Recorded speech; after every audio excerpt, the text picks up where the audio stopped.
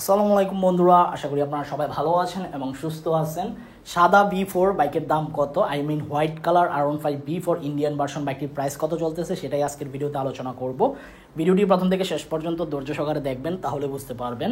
তবে এখনও পর্যন্ত যারা আরমান সারোয়ার ইউটিউব চ্যানেলটি সাবস্ক্রাইব করেন নাই, তারা অবশ্যই আরমান সারোয়ার ইউটিউব চ্যানেলটি সাবস্ক্রাইব করে ফেলবেন যেন পরবর্তী আপডেট নোটিফিকেশন পেয়ে যান।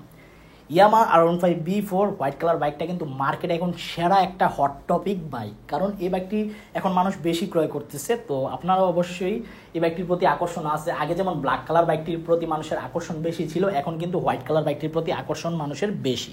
এই বাইকটির বর্তমান বাজার মূল্য কত চলতেছে সেটা আমি বলে দিচ্ছি।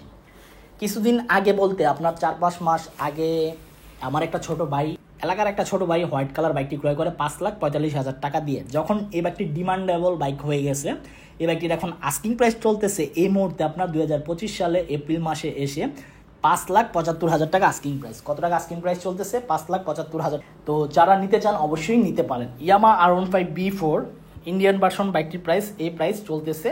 তো আপনারা অবশ্যই 5-6টি শোরুম যাচাই বাছাই করবেন, 5-6টি শোরুম যাচাই বাছাই করে তারপর বাইক ক্রয় করবেন, কারণ 5-6টি শোরুম যাচাই বাছাই করে বাইক ক্রয় করাই উত্তম আমি মনে করি। তো যারা নিতে চান অবশ্যই নিতে পারেন। আর বাইকটির চারপাশ ঘুরে দেখবেন যে বাইকের কালার অথেন্টিক কালার কিনা এবং কোনো প্রকার দাগ আছে কিনা। যদি দাগ থাকে তাহলে যাচাই বাছাই করে ক্রয় করবেন, কারণ চেক দিয়ে ক্রয় করাই উত্তম, যেহেতু আপনি ব্র্যান্ড নিউ বাইক ক্রয় করতেছেন।